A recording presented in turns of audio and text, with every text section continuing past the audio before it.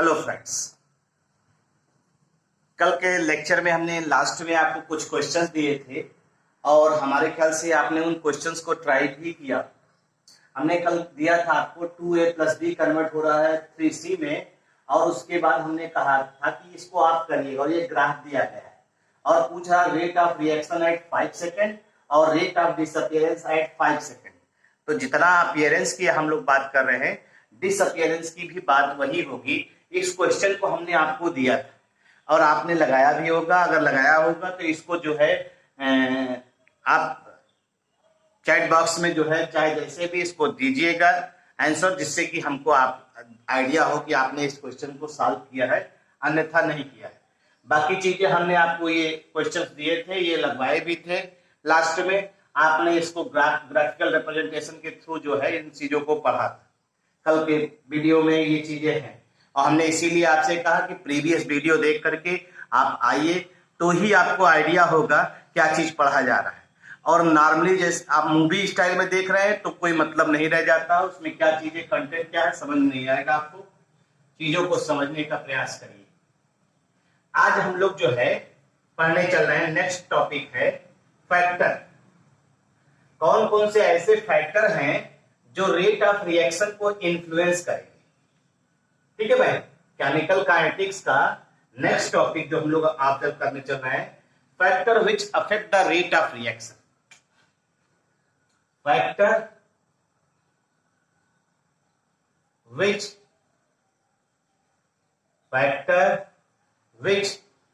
affect the rate of reaction।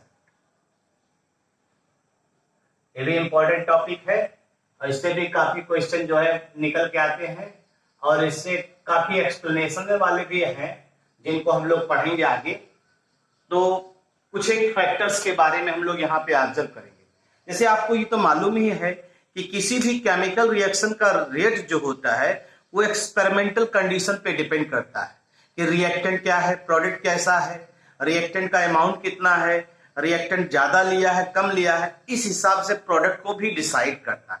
तो हम और इसी को हम लोग बेस मानते हुए आइए कुछ एक फैक्टर देखते हैं और फैक्टर देखने के बाद ये आइडिया लगाएंगे कि उसके आधार पे रेट ऑफ रिएक्शन क्या होगा। तो पहला फैक्टर है नेचर ऑफ रिएक्टेंट। पहला फैक्टर है नेचर ऑफ रिएक्टेंट।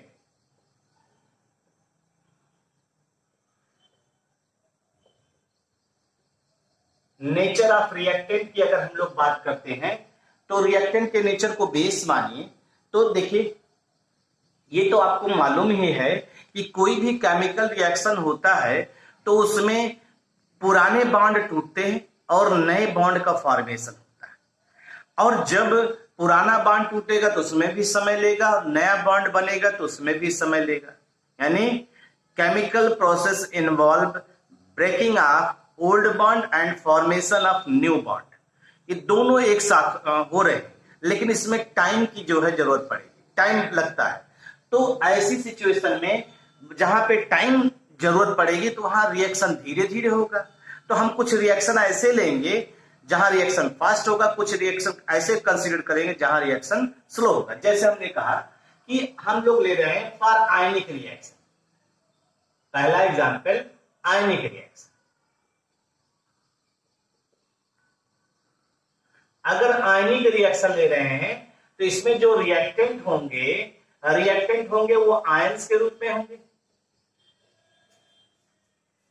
रिएक्टेंट्स क्या होंगे? आयंस के रूप में होंगे। यानी जो भी आयनिक कंपाउंड होगा उस आयनिक कंपाउंड को आप एक्वस सॉल्यूशन लेंगे।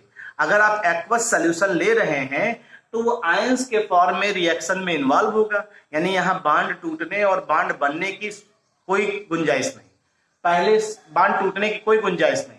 यानी अगर आयनिक रिएक्शन की हम लोग बात करते हैं तो यहां पे आप इनको जैसे ही मिक्स करेंगे, mix the aqueous solution, mix the aqueous solution of reactant। Reactant के aqueous solution को जैसे ही मिक्स करेंगे आप रिएक्शन जो है रिएक्शन प्रोसीड हो जाएगा। यानी that is products form quickly, product form quickly, product जल्दी से बन जाएगा। और आप जानते हैं रेट ऑफ रिएक्शन जो होता है, ROR जो होता है, वो डिपेंड करता है कितनी जल्दी से आप रिएक्टेंट प्रोडक्ट में कन्वर्ट हो रहा है। अगर प्रोडक्ट क्विक फॉर्म हो रहा है तो इसका मतलब है रेट ऑफ रिएक्शन हाई, ऐसे रिएक्शन का रेट जो होगा वो क्या होगा, हाई। हमारा कहने का मतलब है कि अगर रिएक्टेंट आयंस है, या ऐसे कहिए आयनिक रिएक्शन है, तो आयनिक रिएक्शन में बॉन्ड टूटने की जरूरत नहीं, क्योंकि एक्वस सॉल्यूशन रहेंगे और आयनिक कंपाउंड जो होगा एक्वस सॉल्यूशन में आयंस में टूटेगा। जैसे ही दोनों एक्वस सॉल्यूशन मिक्स करेंगे तुरंत यहाँ प्रोडक्ट का फॉर्मेशन होगा, और प्रोडक्ट का फॉर्मेशन जितनी तेजी से होगा रेट ऑफ रिएक्शन उतनी ही फास्ट होगा, यानी रेट ऑफ रिएक्शन उतना ही ज्यादा होगा। सीधे सीधे हम लोग इस तरह से ऑब्जर्व कर सकते हैं। जैसे आपने पढ़ा, हमने शुरुआत में पहले लेक्चर बताया था, एसिड बेस रिएक्शन अगर आपने देखा होगा, एसिड बेस रिएक्शन, आपको एसिड और बेस रिएक्शन की बात करिए तो अगर ये स्ट्रांग है, अगर ये भी स्ट्रांग है एसिड और बेस, तो रिएक्शन क्विकली होता है, रिएक्शन क्विकली, और इनका रेट ऑफ रिएक्शन भी बहुत हाई होता है, इनका भी रेट ऑफ रिएक्शन बहुत हाई है। तो कहने का मतलब हमारा कि हम रिएक्टेंट के नेचर पे भी ध्यान दे रहे हैं। अगर रिएक्टेंट आसानी से आयोनाइज हो जा रहा है तो उनका रेट ऑफ रिएक्शन बहुत हाई होगा। दूसरा देखिए, for covalent reaction, for covalent reaction, अगर हमारे पास ऐसे रिएक्टेंट हैं जिनमें कोवैलेंट बॉन्डिंग है, जिनमें कोवैलेंट बॉन्डिंग है, जैसे देखिए एग्जांपल ले रहे हैं,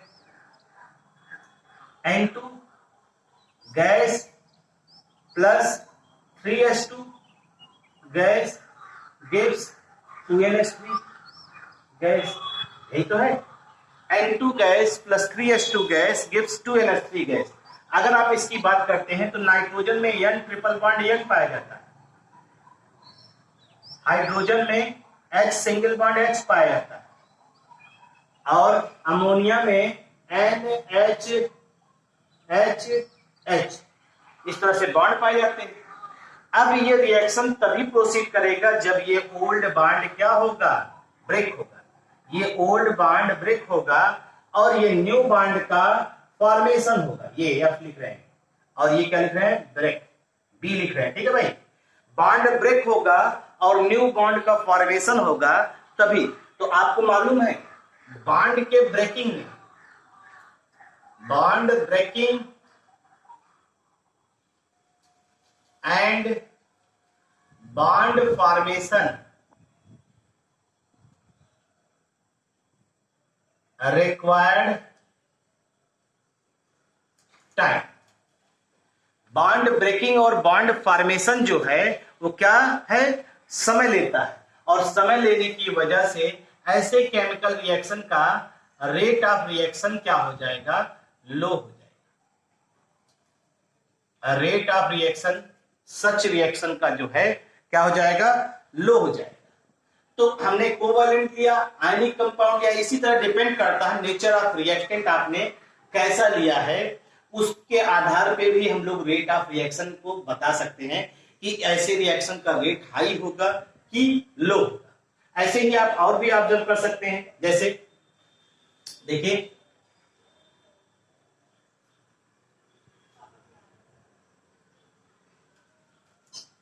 अगर हम लोग जो है सीधे सीधे ऑब्जर्व करें, सीधे सीधे हम लोग कह सकते हैं जैसे होमोजीनियस रिएक्टेंट,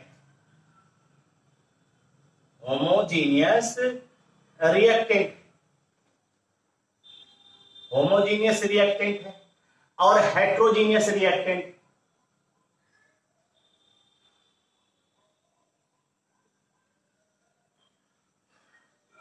होमोजीनियस का मतलब एक ही फेज में, एक ही फेज में हो, हेट्रोजीनियस का मतलब डिफरेंट फेज में। तो ये एक्सपेरिमेंटली ये ऑब्जर्व किया गया है कि जो होमोजीनियस रिएक्टेंट होते हैं वो ज्यादा रिएक्टिव होते हैं in comparison to heterogeneous reactant. इसका मतलब ये तेजी से रिएक्शन करेंगे तो इनका रेट ऑफ रिएक्शन जो होगा वो हाई होगा और इनका जो रेट ऑफ रिएक्शन होगा वो क्या होगा, लो। ये रेट ऑफ रिएक्शन हाई और रेट ऑफ रिएक्शन क्या होगा, इनका लो होगा। ये सीधे सीधे हम लोग ऑब्जर्व कर सकते हैं और इसको एक्सपेरिमेंटली जो है ये ऑब्जर्व भी किया गया है, जिसके आधार पे हम लोग इस बात को कंसीडर करते हैं। ठीक है भाई, तो ये रिएक्टेंट, नेचर ऑफ रिएक्टेंट की बात हो रही है। अब देखिए रिएक्टेंट के ही केमिकल नेचर की बात करते हैं। केमिकल नेचर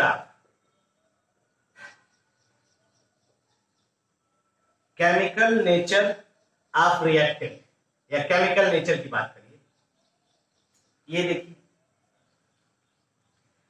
आपको मालूम है जो रेट ऑफ रिएक्शन होता है वो प्रोडक्ट पे भी डिपेंड करता है। प्रोडक्ट पे कैसे डिपेंड करता है ये देखते हैं।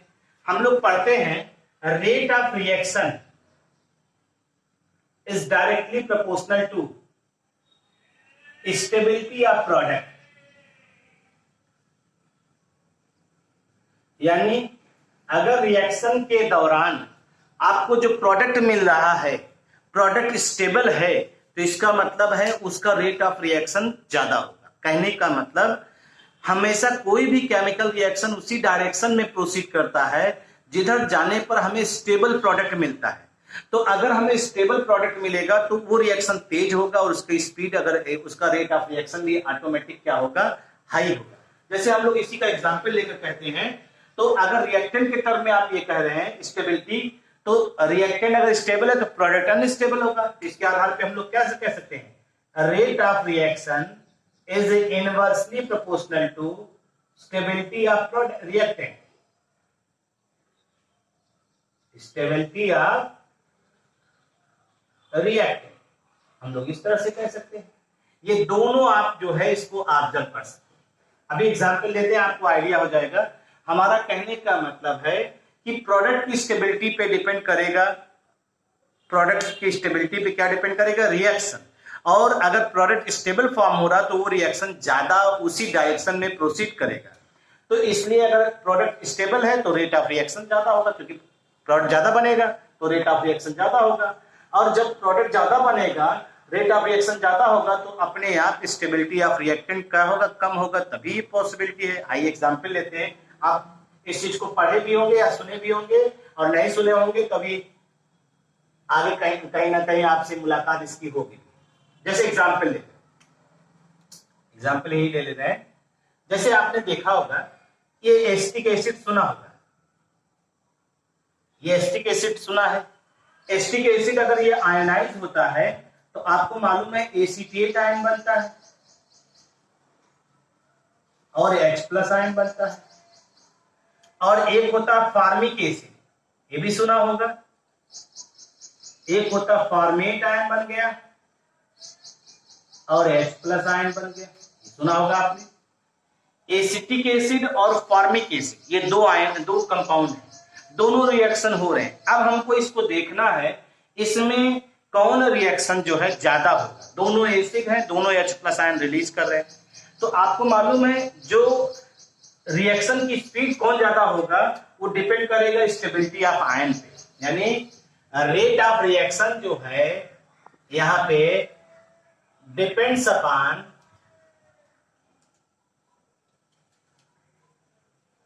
Stability of product. और प्रोडक्ट में क्या है, स्टेबिलिटी ऑफ प्रोडक्ट। और प्रोडक्ट में क्या है, आयन।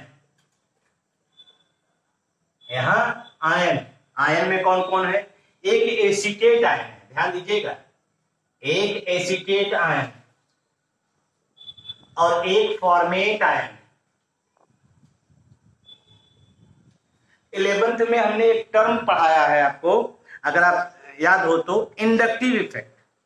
इंडक्टिव इफेक्ट, और इंडक्टिव इफेक्ट में बताया जितने अल्किल ग्रुप होते हैं सब +I इफेक्ट शो करते हैं। और +I इफेक्ट नेगेटिव आयन को डिस्टेबलाइज करते हैं। नेगेटिव आयन को स्टेबलाइज नहीं करते, डिस्टेबलाइज करते हैं। क्यों, क्योंकि ये देखिए, इस देखिए इस आयन की स्टेबिलिटी अगर आपको पता करना, इस निगेटिव चार्ज को डिस्पर्स होना, एक स्थान से दूसरे स्थान पे जाना, लेकिन यहां ऐसी सिचुएशन नहीं होती। क्यों? क्योंकि यहां पे ये जो है क्या शो कर रहा है, ये इंडक्टिव इफेक्ट शो कर रहा है, प्लस आई इफेक्ट। और प्लस आई इफेक्ट जो होता है वो स्टेबिलिटी ऑफ एनायन क्या करता है, डिक्रीज करता है। Plus I effect stability of anion जो है वो डिक्रीज करता है, और ये कोई इफेक्ट नहीं शो करता, नो इफेक्ट, क्योंकि इसी से रेफरेंस लिया जाता है, हाइड्रोजन को ही रेफरेंस माना गया है। तो अगर इसको हटा दें तो अब यहां पे देखिए, इसमें ना इलेक्ट्रॉन आ रहा, तो ये निगेटिव चार्ज क्या हो जाएगा, डिस्पर्स होगा। अब ये डिस्पर्स होगा तो इस आधार पे देखिए, ये वाला यहां आ सकता है और ये वाला आसानी से यहां आ सकता है, तो ये इस तरह से हो जाएगा O माइनस और यहां डबल बॉन्ड, ये हो गया। अब निगेटिव चार्ज के डिस्पर्जन की वजह से ये जो प्रोडक्ट है ये क्या हो जाएगा, ये स्टेबल हो जाएगा, स्टेबल हो जाएगा। और क्यों? Due to absence of plus I effect. Plus I effect की वजह से ये क्या हो जाएगा, स्टेबल हो जाएगा। तो जब ये वाला प्रोडक्ट स्टेबल है, इसका मतलब ये रिएक्शन होने की संभावना ज्यादा है। तो इसका मतलब है फॉर्मिक एसिड ज्यादा एसिडिक होगा एसिटिक एसिड की अपेक्षा, यानी ये इसका इस रिएक्शन का रेट ऑफ रिएक्शन क्या होगा, हाई होगा, और इस रिएक्शन का रेट ऑफ रिएक्शन क्या होगा, लो होगा। ये ध्यान रखिएगा। तो हमारा कहने का मतलब है rate of reaction depends upon the stability of product, और स्टेबल फॉर्मेट आयन ज्यादा है, देखिए फॉर्मेट आयन ज्यादा स्टेबल है, तो इसलिए इस रिएक्शन का रेट ऑफ रिएक्शन भी क्या है, हाई। ये चीज हमारा कहने का यहां मेन मकसद है। तो फॉर्मेट आयन की स्टेबिलिटी ज्यादा होने की वजह से ये वाला रिएक्शन ज्यादा होगा इन कंपैरिजन टू इसके, और एसिटिक एसिड वाला, तो इसलिए ये ज्यादा स्टेबल है, मतलब ये आपका ज्यादा रेट ऑफ रिएक्शन इसका होगा, इसका रेट ऑफ रिएक्शन लो। ठीक है भाई, अब आइए चलते हैं नेक्स्ट। हटा रहे हैं भाई, हटाएं। नेक्स्ट आइए। अभी तो हमने सिंपल से जो जितने फैक्टर सिंपल वाले हैं उन्हीं को कंसीडर कर रहे हैं भाई। इसके बाद आप देखिएगा physical state of reactant. Next, physical state of reactant.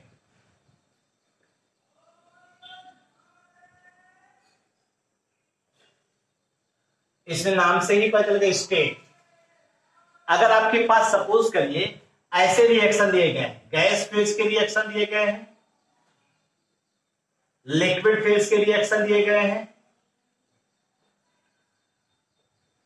और सॉलिड फेज के रिएक्शन दिए गए।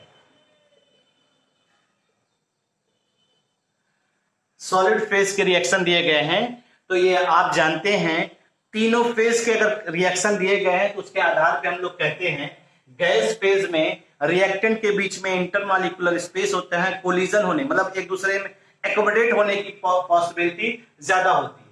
तो गैस फेज में अगर रिएक्टेंट आपस में रिएक्शन करेंगे तो रेट ऑफ रिएक्शन इनका क्या होगा, हाई होगा। और सॉलिड फेज में क्लोजली कंपैक्ट होते हैं, और क्लोजली कंपैक्ट होने की वजह से सरफेस जो है एक दूसरे के टच में कम आता है, तो इनका रेट ऑफ रिएक्शन क्या होगा, लो होगा। ठीक है भाई, तो इस तरह से हम लोग ये कह सकते हैं कि गैस फेज में ज्यादा रिएक्टिव होंगे in comparison to liquid, liquid phase में ज्यादा रिएक्टिव होंगे in comparison to solid phase. सीधे सीधे इस आधार पे हम लोग जो है इसको ऑब्जर्व कर सकते हैं। ऐसे एक हमने अभी ऊपर लिया था, सिमिलरली हम लोग इसको भी कंसीडर कर सकते हैं। अभी देखिए सिमिलरली होमोजीनियस, होमोजीनियस का मतलब एक ही फेज के रिएक्टेंट अगर हैं, homogeneous reactant are more reactive than heterogeneous reactant.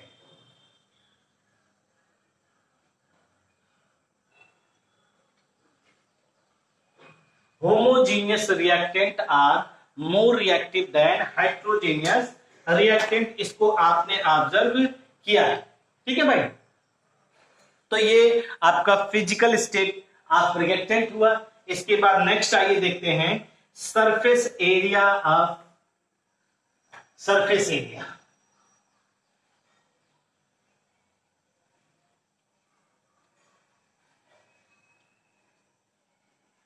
Surface area,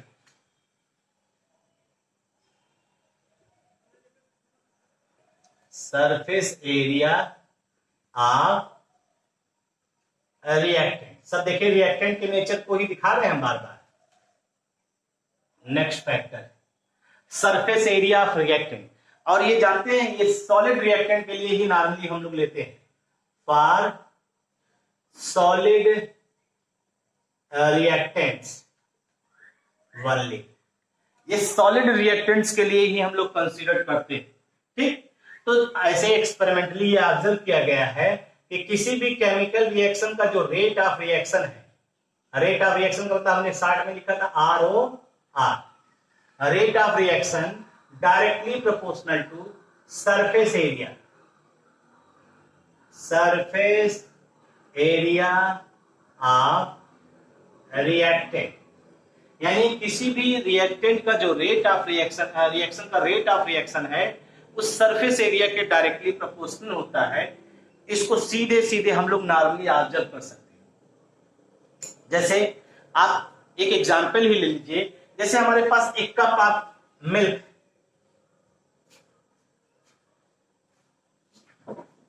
अब आप चूंकि आपकी बात हो रही है तो मिल्क की ही बात कर रहे हैं, टी की बात कर रहे हैं, या आप लोग के लिए मिल्क कर देते हैं। स्टूडेंट लाइफ है, चाय कब तक पिएंगे, बॉर्नवीटा डाल के चाय पी मिल्क पीजिए। मिल्क आपके पास है, एक कप ऑफ मिल्क अगर आप ले रहे हैं, सपोज करिए ये मिल्क है, तो अगर आपको जो है इसमें शुगर ऐड करना हो तो शुगर का ये क्यूब हो गया,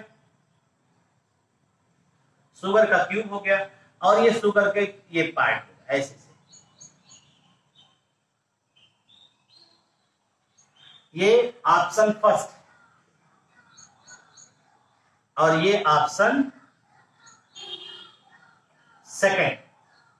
ठीक है भाई, तो आपसे पूछा गया आप कौन सा ऑप्शन पसंद करेंगे, तो आप ये सोचेंगे ये बड़ा बड़ा है, लाओ एक कर दें इसको जो है, तो ये एक डाल देंगे तो पर्याप्त हो जाएगा। लेकिन आपको मालूम है ये जो है आपका ये शुगर का क्यूब जो है, इसको डिजॉल्व होने में समय ज्यादा लगेगा, तो जो मिठास आपको तुरंत चाहिए उसमें समय लेगा। लेकिन अगर इसी के हम लोग पार्ट कर लें, जैसे ये शुगर का जो है हम लोगों ने पार्ट कर दिया, छोटे छोटे पार्ट कर दिया, अब ये जब छोटे छोटे पार्ट हो गए तो इसके सरफेस एरिया ज्यादा मिल्क कांटेक्ट में आएंगे, और जब मिल्क कांटेक्ट में आएंगे तो इस छोटे पार्ट का शुगर, यानी ऐसे शुगर जो होंगे, जो ऑप्शन सेकंड वाला है, उसको अगर मिल्क में डिजॉल्व करेंगे तो वो जल्दी डिजॉल्व होगा in comparison to option first.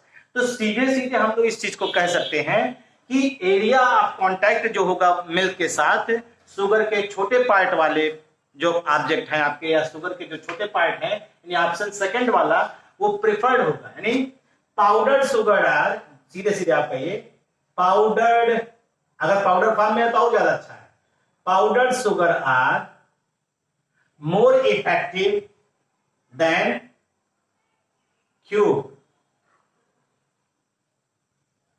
Sugar. Powder form में अगर शुगर है तो वो ज्यादा इफेक्टिव होगा in comparison to cube sugar. क्यों? क्योंकि पाउडर का सरफेस एरिया ज्यादा होगा in comparison to cube sugar. और भी आपको एग्जांपल देते हैं, जैसे आपने ऑब्जर्व किया होगा लकड़ी जलने की बात करते, ठंडी में, इस समय ठंडियों में जो है हम लोग लकड़ियां जलाते हैं ना भाई, तो उसी को हम लोग ऑब्जर्व करते हैं। आइए देखते हैं, सीधे सीधे उसी के आधार पे हम लोग इसको बताने का प्रयास करते हैं। एग्जाम्पल, बर्निंग ऑफ वुड,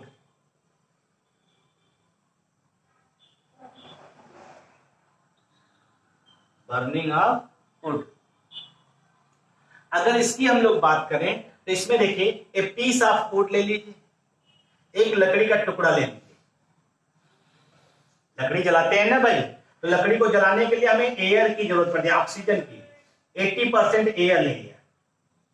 अब आपने कभी देखा होगा, कारपेंटर को जानते हैं ना, अगर एक लकड़ी के टुकड़े को वो रंदा मारे, रंदा मारने का मतलब समझते ही नहीं, रंदा मारने का मतलब उसका छीलन निकाले। अगर उसको चिकना कर रहा है तो वो रंदा मारता है। तो लकड़ी के रंदा मारे, अगर उसी एक पीस को रंदा मार के निकाले तो उसमें एक छीलन निकलती, चिप्स निकलती, तो हम उसे कह रहे हैं चिप्स ऑफ वुड। उसी एक पीस ऑफ वुड ले रहे हैं, ठीक है, और उसको भी 80% एयर के साथ जला रहे हैं। अब आपको एक लकड़ी का गुटका जलाइए और एक लकड़ी की छीलन जलाइए, कौन तेजी से जलेगा आपको खुद आइडिया दिमाग में अपने आप आ जाएगा कि जब छीलन, जैसे यही है, अगर इसी को हम लोग जो है छीलें इस तरह से, ये लकड़ी का टुकड़ा है और इसी को टुकड़े को अगर हम लोग निकालें तो अभी तो ये एक सरफेस एरिया, ये सरफेस एरिया, ये दिखाई दे रहा है। जैसे ही एक लेयर निकाल देंगे, इसके नीचे वाला सरफेस भी आ जाएगा कांटेक्ट में, फिर और एक लेयर निकालें उसके नीचे वाला, इस तरह से अगर इसके 20 लेयर बनते हैं तो 20 लेयर क्या हो जाएंगे, कांटेक्ट में आ जाएंगे, और कांटेक्ट में आ जाएंगे सरफेस एरिया बढ़ जाएगा, और सरफेस एरिया बढ़ जाएगा तो सीधे सीधे हम लोग कह सकते हैं कि जो चिप्स ऑफ वुड है वो जो है ये तेजी से बर्न करेगा, बर्न्स क्विकली, ये तेजी से बर्न करेगा। और जब तेजी से बर्न करेगा तो रेट ऑफ रिएक्शन, यानी रेट ऑफ रिएक्शन क्या हो जाएगा, high, rate of reaction high, और ये बर्न स्लोली। और लकड़ी जलने पर क्या बनता है आपको मालूम है, तो रेट ऑफ रिएक्शन क्या हो जाएगा, लो। लकड़ी जलने पर जो है, हमेशा ये ध्यान रखिए, हाइड्रोकार्बन लकड़ी भी होता है, अगर लकड़ी हाइड्रोकार्बन है तो सीधे सीधे हम लोग कह सकते हैं कार्बन डाइऑक्साइड और वाटर का फॉर्मेशन होगा, तो यहां पे तेजी से जलेगा, आपका कार्बन डाइऑक्साइड वाटर फॉर्मेशन की जो पॉसिबिलिटी है वो जल्दी होगी, यानी प्रोडक्ट बनने की संभावना ज्यादा होगी, तो रेट ऑफ रिएक्शन ऑटोमेटिक क्या होगा, ज्यादा होगा। तो ये सरफेस एरिया ऑफ रिएक्टेंट की हम लोग बात कर रहे हैं। नेक्स्ट फैक्टर आइए, इंटेंसिटी की बात करते हैं, intensity of light.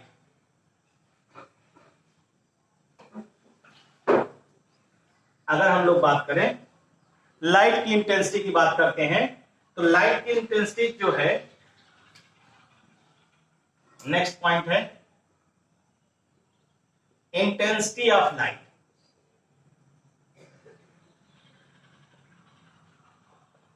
Intensity of light, आपको मालूम है कुछ केमिकल रिएक्शन, आप जानते हैं ये सिर्फ और सिर्फ फोटोकेमिकल रिएक्शन, ये तभी अप्लाई होगा।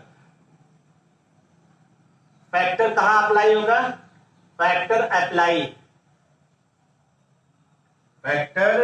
अप्लाई कहां पे अप्लाई होगा, ओनली इन फोटोकेमिकल रिएक्शन। सारे फैक्टर हर जगह लागू नहीं होते, ये भी ध्यान रखिएगा। जैसे ये कहां अप्लाई हो रहा, फोटोकेमिकल रिएक्शन। आपको ये तो मालूम ही है, तमाम ऐसे रिएक्शन होते हैं जो लाइट के द्वारा इनिशिएट होते हैं।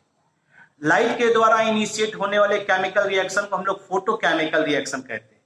और यहाँ पे ये भी कहा गया है जो लाइट की इंटेंसिटी होती है वो भी रेट ऑफ रिएक्शन को इन्फ्लुएंस करती है। और इंटेंसिटी किसके डायरेक्टली प्रोपोर्शनल होता है, नंबर ऑफ फोटॉन्स के, यानी जो फोटॉन डेंसिटी है उस पर डिपेंड करती है। जैसे देखिए रेट ऑफ रिएक्शन की हम लोग बात कर रहे थे, रेट ऑफ रिएक्शन जो होता है डायरेक्टली प्रोपोर्शनल टू इंटेंसिटी के।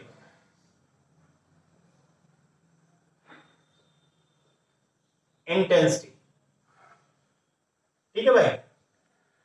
अब जैसे देखिए आपने रिएक्शन पढ़ा होगा, H2 plus Cl2 in the presence of light 2HCl, ठीक, 2HCl, ये रिएक्शन है। अगर ये रिएक्शन है तो ऐसे रिएक्शन को हम लोग फोटोकेमिकल रिएक्शन कहते हैं। फोटोकेमिकल रिएक्शन, और इसे हम लोग कहते हैं energy of photon, energy of photon. ठीक, एक फोटॉन की जो एनर्जी है वो ये। ठीक भाई, अगर हम लोग intensity of light, intensity of light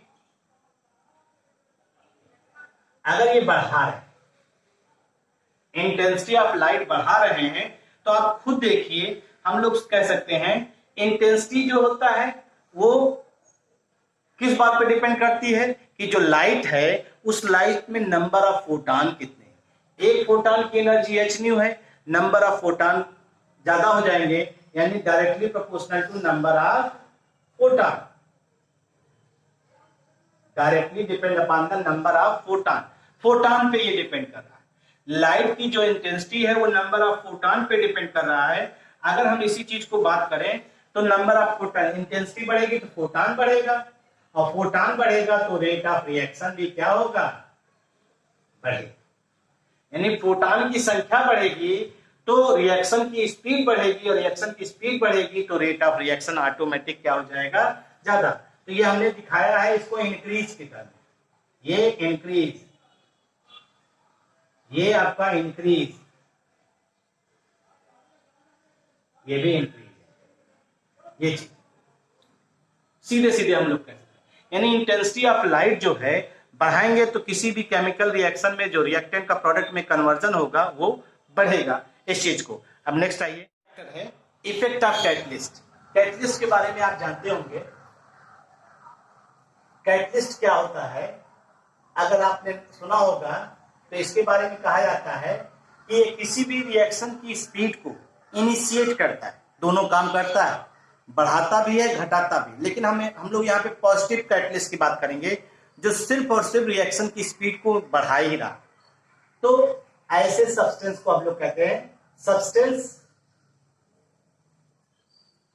catalyst की बात हम लोग सरफेस केमिस्ट्री है उसमें पढ़िए, उसमें है सब्सटेंस विच इनिशिएट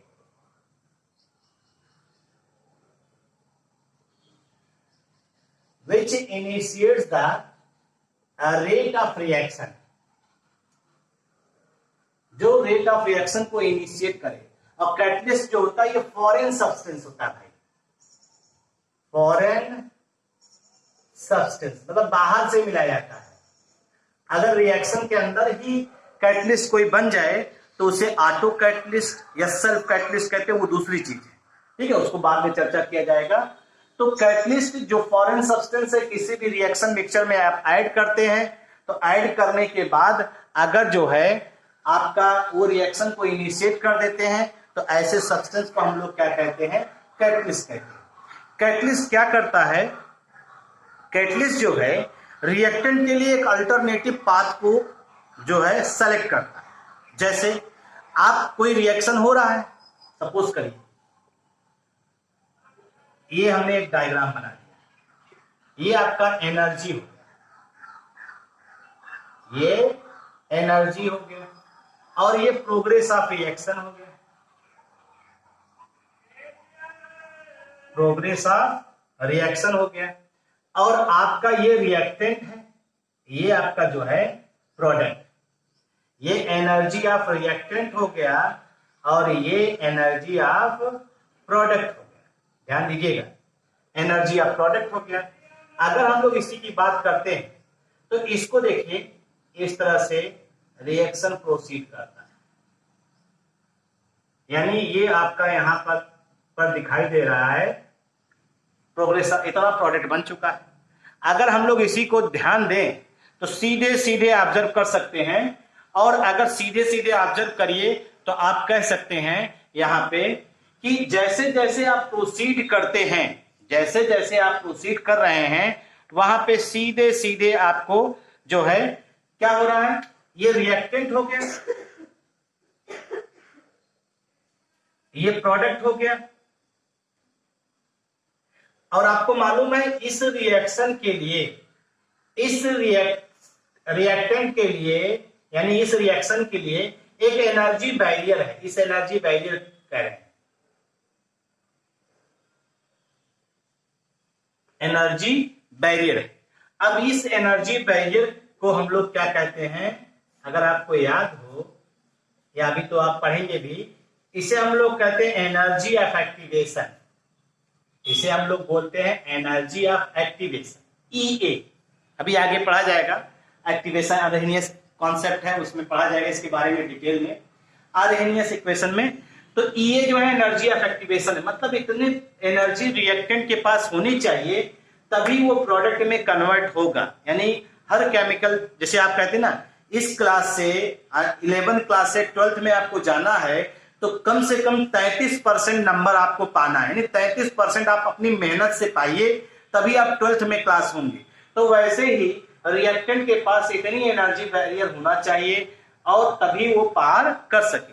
अब देखिए, अब मान लीजिए किसी स्कूल का मैनेजर जो है वो थोड़ा सा कैटलिस्ट का काम करे, वो देखे ज्यादा लड़के जो है रिएक्टेंट में ही प्रोडक्ट में कम हो रहे हैं, तो क्या करे मैनेजर, कैटलिस्ट का काम करे और कहे इस बैरियर को क्या करिए, कम कर दीजिए, जो 33 है उसे 23% कर दीजिए। अगर 23% पाने वाला लड़का जो है वो किसमें कन्वर्ट हो जाएगा, प्रोडक्ट में, यानी पास हो जाएगा, 12th में चला जाएगा। कैटलिस्ट का काम यही होता है।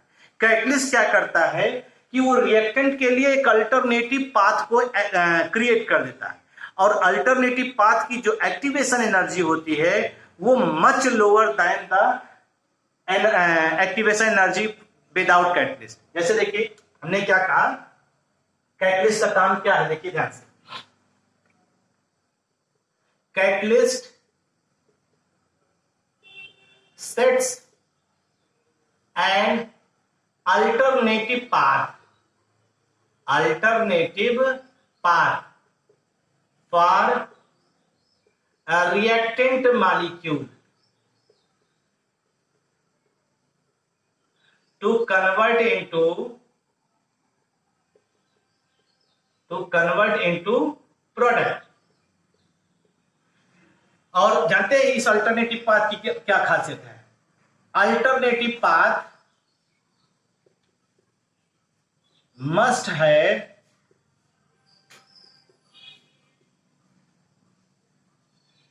लोअर एक्टिवेशन एनर्जी,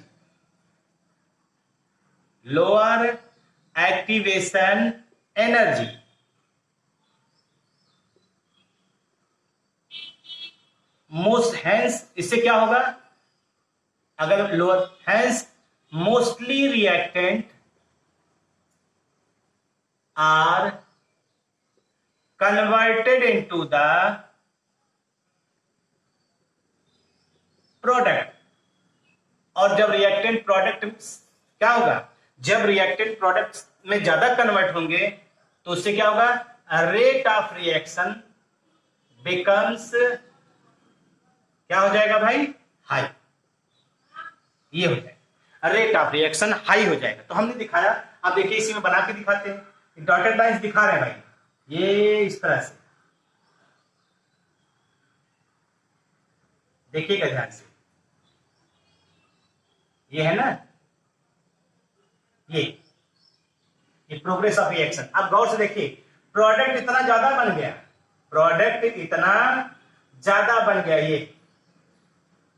ये आप गौर से देखिए कैटलिस्ट की वजह से, और इसका जो एनर्जी ऑफ एक्टिवेशन है वो क्या हो गया, कम हो गया, यानी एनर्जी बैरियर कम हो गया।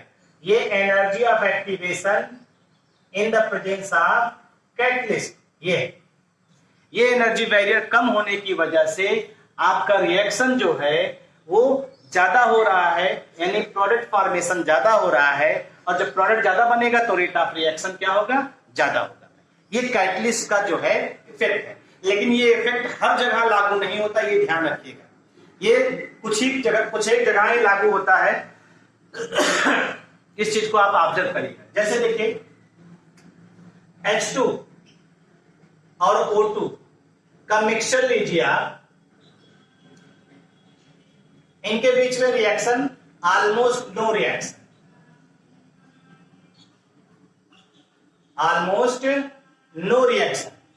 इनके बीच में जो है ऑलमोस्ट नो रिएक्शन, ठीक है भाई, यानी बहुत स्लो होता है, स्लो रिएक्शन। और आप जानते हैं अगर इसी में 2H2 और O2 के मिक्सचर को ले लीजिए और फाइनली डिवाइडेड प्लैटिनम, प्लैटिनम का जो है फाइनली डिवाइडेड चूरा जिसे कहते हैं, चूरा, प्लैटिनम का चूरा, फाइनली डिवाइडेड, आप प्लैटिनम का यूज कर लीजिए। और जैसे ही प्लैटिनम का यूज करेंगे, ये जो वाटर का फॉर्मेशन हो रहा है, रिएक्शन टेक्स प्लेस विगोरसली, बहुत तेजी से होता है। और जब रिएक्शन विगोरसली होगा तो रेट ऑफ रिएक्शन क्या होगा? हाई। बहुत तेजी से होगा तो रिएक्शन का जो रेट होगा वो बहुत ही ज्यादा होगा। ये कैटलिस्ट का इफेक्ट है भाई। अभी तक आपने नॉर्मल चीजें पढ़ी, अब हम लोग दो इंपॉर्टेंट फैक्टर पढ़ने चल रहे हैं, कंसंट्रेशन और टेम्परेचर, कंसंट्रेशन ऑफ रिएक्टेंट। ये दोनों इंपॉर्टेंट है, इन्हीं के बारे में आपको डिटेल स्टडी भी आगे करनी। लेकिन अभी फैक्टर है तो फैक्टर के बारे में थोड़ी चीजों को हम लोग कंसीडर करते हुए चलते हैं। ये चीजें हो गई भाई, ना हो तो पॉज लेकर के आगे चलिए। Temperature is directly proportional to kinetic energy, kinetic energy is directly proportional to collision. और कोलिजन अगर ज्यादा होगा तो आप जानते हैं रिएक्शन के लिए जरूरी है कि प्रोडक्ट बनना चाहिए, उसके लिए जरूरी क्या है कि आपस में टक्कर होनी चाहिए। बिना टक्कर हुए प्रोडक्ट बनने की संभावना नहीं होगी। तो कोलिजन ज्यादा होगा तो प्रोडक्ट बनेगा, और प्रोडक्ट अगर ज्यादा बनेगा तो नॉर्मली हम लोग ऑब्जर्व कर सकते हैं, अगर प्रोडक्ट ज्यादा बनेगा तो नॉर्मली हम लोग ऑब्जर्व कर सकते हैं क्या? रेट ऑफ रिएक्शन ऑटोमेटिक क्या होगा? ज्यादा होगा। ROR, आपने यही तो रिलेशन पढ़ा है, ये और ये, इनके बीच में रिलेशन पढ़ा हुआ है। Rate of reaction directly proportional to temperature, rate of reaction is directly proportional to temperature. इस तरह से आप ऑब्जर्व कर सकते हैं, जिसके आधार पे आपने बताया। इसको डिटेल आगे हम लोग को स्टडी करना है, इसलिए इतना आप जानते रहिए। आगे एक और है, आपने एक और सुना होगा, आपने एक बात सुनी होगी, for every 10 degree rise in temperature, rise in temperature, for every 10 degree rise in temperature. अगर हम लोग इसकी बात करते हैं तो सीधे सीधे कह सकते हैं किसी भी केमिकल रिएक्शन का जो रेट होता है, केमिकल रिएक्शन रेट, हमने क्या कहा? For every 10 degree rise in temperature, chemical reaction का जो रेट होता है वो 2 to 3 टाइम्स इंक्रीज कर जाता है, 2 to 3 times increases. This is called, this is called temperature coefficient. ये भी पूछा जाता है, ऐसा क्यों होता है, इसकी चर्चा किया जाएगा। टेम्परेचर कोफिशिएंट की बात करेंगे, ठीक है। ये सब वहीं पे ऑब्जर्व किया जाएगा। टेम्परेचर कोफिशिएंट क्या होता है, कैसे होता है। लास्ट आपका है concentration of reactant, last point जो है वो concentration of reactant.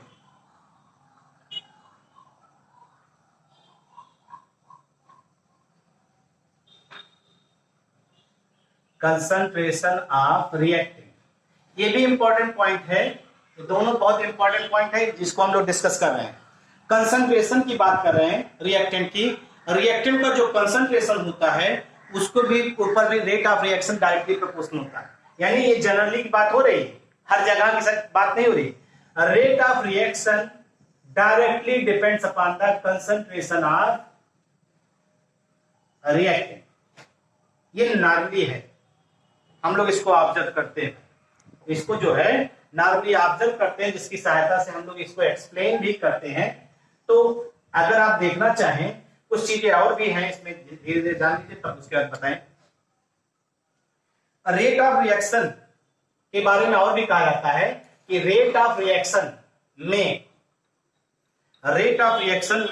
Also decreases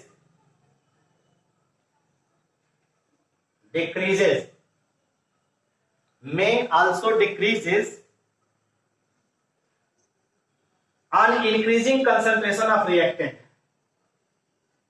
on, ये भी होता है कहीं कहीं, इंक्रीजिंग कंसंट्रेशन ऑफ, ये कुछ पॉइंट है पहले लिख देते हैं, सुनिएगा ध्यान, reactant, rate of reaction remains unaffected, rate of reaction remains unaffected,